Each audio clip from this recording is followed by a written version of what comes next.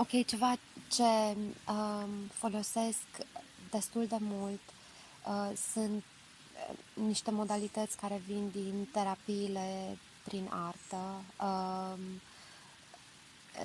de genul desen, colaj sau lucrez cu simboluri. Acum mă gândesc din nou la sesiunile mele individuale. Am o colecție de simboluri pe care le folosesc rugându-i pe clienții mei să ilustreze ceva la modul simbolic. Integrez desenul în atelierele mele și de ce motivul pentru care folosesc modalitățile astea de terapie prin artă mi se par un pas intermediar între corp, mișcare și nivelul verbal, lingvistic, cognitiv. Adică Oricum aș merge la dacă știi, dacă în urma, să zic, unei explorări prin dans și mișcare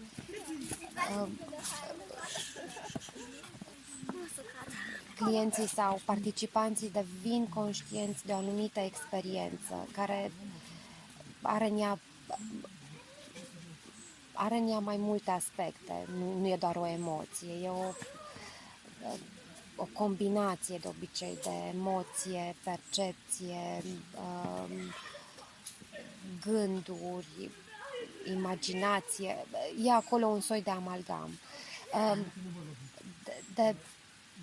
Deci, mie mi se pare că e mai ușor ca experiența aceea să fie, de exemplu, desenată sau pusă sau exprimată în altfel decât prin cuvinte. Mi se pare un pas intermediar. Un pas intermediar foarte bun. Mai lucrez cu vise, asta pentru că sunt foarte influențată de ideile și teoriile lui Carl Jung în ce privește sinele, locul ego-ului în cadrul sinelui, locul arhetipurilor în cadrul sinelui, locul inconștientului în cadrul sinelui, locul sinelui în conștientul colectiv și așa mai departe. Dar în general simbolurile, simbologia mi se par modalități foarte potente. De multe ori folosesc elemente și asta îmi place, de terapie prin dramă sau de enactment, adică odată ce conturăm sau devenim conștienți de un simbol, de un arhetip prezent să zic, în peisajul vieții cuiva,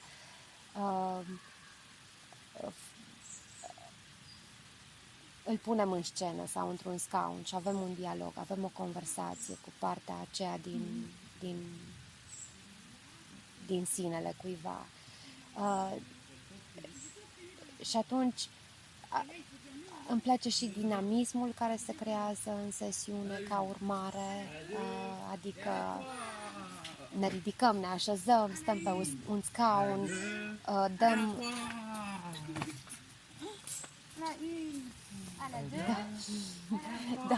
dăm voce unei părți din noi, începem să o cunoaștem, să intrăm în dialog cu ea, dar intrăm în dialog cu ea in an embodied way, într-un fel întrupat, adică eu devin partea respectivă din mine pentru 10-15 minute, o jumătate de oră și vorbesc din locul acela.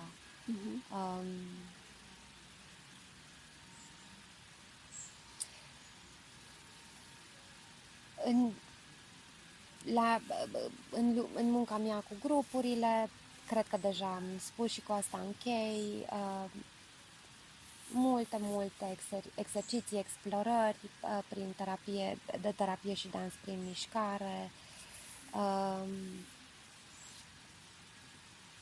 desen, runde de sharing verbal, segmente care integrează toate părțile astea pe care le-am enumerat și mi-ai povestit la un moment dat și despre nisip.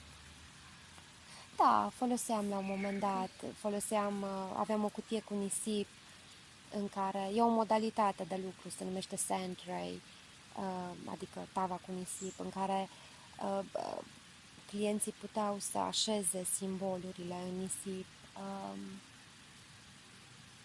dar se poate face și în absența nisipului. E interesant ca mediu de lucru nisipul. Și cred că e important să fie într-o cutie. Dar, de exemplu, acum, din cauza că nu am o cutie de genul ăla cu nisip, fac munca cu simbolurile pe masă, pe o măsuță de lucru. E ok, funcționează și așa.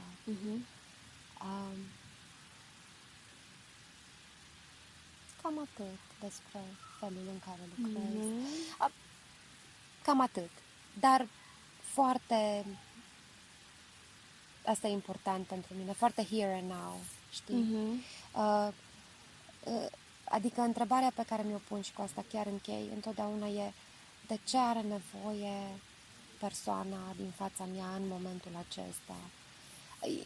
E ok pentru mine să știu că dispun de toate modalitățile astea, că pot să o folosesc pe asta sau pe cealaltă în funcție și de ce e nevoie și de deschiderea pe care o are persoana respectivă pentru o modalitate sau alta. Dar pentru mine primează care e nevoia în momentul ăsta și dacă pot să identific aia, atunci pentru mine ăsta e un pas important. Ok. O întrebare un pic mai diferită, pentru că am parcurs așa un traseu și mai personal și poate și mai teoretic un pic. Și acum, ca să ne întoarcem la faptul că locuim amândouă în Cluj momentan. Lucrăm amândouă în Cluj? Da, lucrăm, suntem aici în Cluj și că și prin conversația asta ne dorim să facem ceva pe latura terapiei prin mișcare și dans și nu numai. Și ce ai vrea tu să aduci în comunitatea asta sau cum ți-ar place să arate comunitatea asta a persoanelor care lucrează cu modalități care integrează corpul?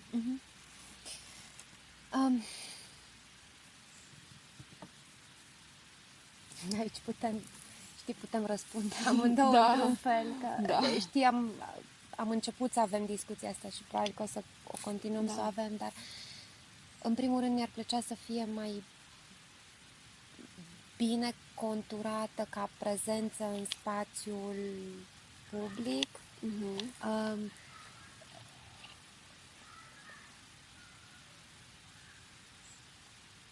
Și cred că rolul în un rol mare, știi, pe care ni-l putem asuma, știi, cei care lucrăm în felurile astea e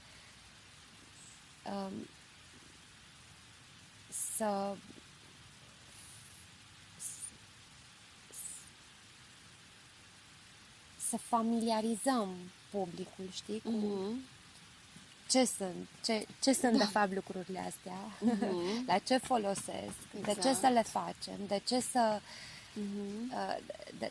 de ce să mă duc să, nu știu, plătesc niște bani ca să fac ceva în direcția asta. Să creștem profilul Adică partea de informare, partea de vizibilitate. Da, da. Adică suntem în urmă, asta e adevărul față de alte țări, pe partea asta suntem în urmă. Adică,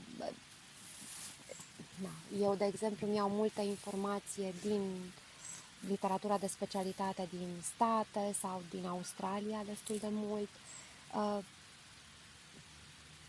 și din mai puțin, dar chiar și din Marea Britanie, știi? În general, Europa e mai în urmă.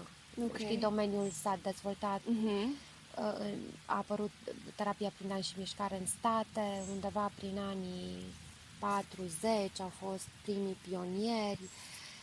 În Marea Britanie a pătruns doar prin anii 80. Deci suntem oricum Europa, cel puțin percepția mea și nu numai a mea, tinde să fie mai intelectuală, mai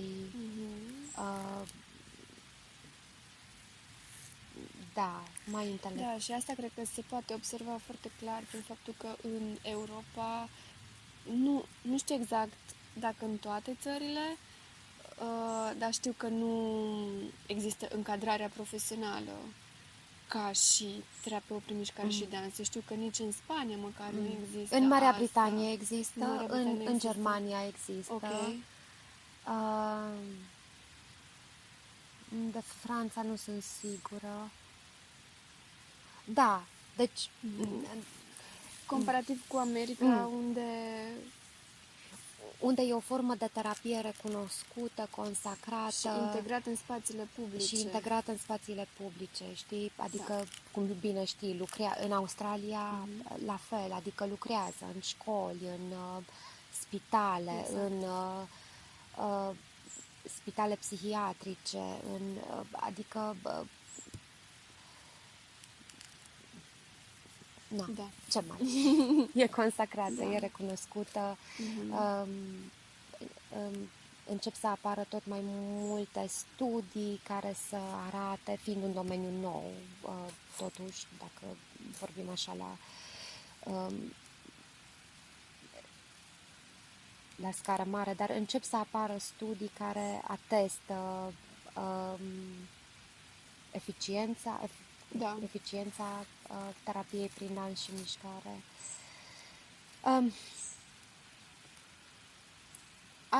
Deci mi-aș dori să fim parte din cei care creează sau acum că nu pot să zic un forum, dar câteva forumuri, câteva soiuri de platforme, de ce natură or fi ele, nu știu, care să creeze coeziune, adică să se știe că uite-te, cam ăștia sunt oamenii care fac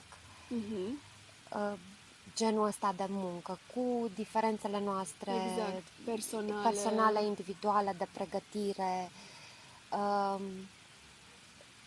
Și ce mi-ar plăcea și mai mult să văd, mi-ar plăcea să văd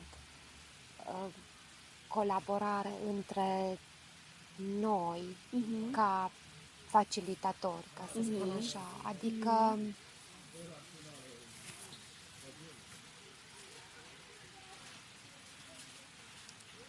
știi, colaborarea e la nivel așa profesional, e corespondentul integrării la nivel de individ, știi? Adică colaborarea e ceva ce ne va integra pe noi dacă se întâmplă. Înțelegi? Adică hai să duc metafora asta mai departe. Știi? Adică să nu fim un corp dezmembrat de facilitatori, adică mâna stângă să nu știe de existența mâinii drepte și dacă ne gândim la noi ca comunitate, ca un corp, știi, să devenim un corp integrat, un corp care... Foarte potrivită metafora pe care o ales. Da. Care lucrează coerent sau, știi, se mișcă coerent sau coordonați de cele mai multe ori. Dar colaborarea conceptul de colaborare și nu e doar un concept, îmi place ideea de colaborare. Îmi place, pentru că într-un grup de facilitatori, la fel ca în orice grup, într-un grup 1 + 1 e întotdeauna egal 3. 1 + 1 nu e egal cu 2 într-un grup, știi? Adică nu e doar chestia aia că eu lucrez în felurile astea și tu lucrezi în felurile alea și dacă colaborăm, aducem împreună două feluri diferite de a lucra. Da, aia, dar e mai mult decât atât. Pentru că din colaborarea asta se mai naște ceva, o a treia treabă. Da, da. Cam asta e, știi, colaborarea duce, dacă e o colaborare autentică și reală, știi, și duce într-un proces de co-creație, de creație, știi? Și atunci nici nu prea ai nevoie de foarte multe viziuni și metode și țeluri și pentru că în procesul de co-creație tot timpul construim, nu trebuie să știm ce se întâmplă foarte tare înaintea noastră, știi? Mai faci un pas și mai vezi puțin din calea respectivă și mai faci un pas și împreună. Da, cred că deja facem niște pași. Asta e intenția. Da. Dacă cineva ar vrea să lucreze cu tine, cum te poate găsi și poate mai specific în ce feluri lucrezi în momentul ăsta? Știu că lucrezi individual, dar lucrezi și cu grupuri și știu deja că ai niște colaborări. Da. Da. Materialele mele promoționale sunt într-un stadiu destul de rudimentar. Voi avea o pagină de Facebook pentru munca mea, care se va numi Inner Works. Încă lucrez la ea, nu o am încă. Până atunci, adresă de e-mail aniela.pojar@gmail.com sau numărul de telefon 0747 564 085 sau pagina mea personală de Facebook, Aniela Crițan, până când îmi voi lanța și pagina profesională de Facebook. Da, lucrez în sesiuni individuale, sub umbrela de dezvoltare personală în toate felurile pe care le-am enumerat și descris suficient. Și în faza asta țin un atelier pe lună pe care le promovez pe pagina mea de Facebook și pe diverse alte grupuri și pagini de evenimente și nu doar de pe Facebook. Cam astea sunt datele mele de contact. Ok. Mai fi ceva ce vrei să adaugi? Nu știu, mă gândesc dacă vrei să spui mai specific legat de atelierele de grup. Că știu că acolo poate ar fi interesant pentru unii să știe că din nou se lucrează cu mai multe modalități. Pot să mai spun. Cred că am atins puțin chestia asta. Adică în ce fel anume lucrezi într-un atelier? Sau? Nu, uite, știu că ai făcut și că vrei să mai faci în continuare legat cu mandale și cu... ok. Deci să fiu chiar... Da, da. Da, deci la ora actuală lucrez la o serie de 4 ateliere pe care le țin împreună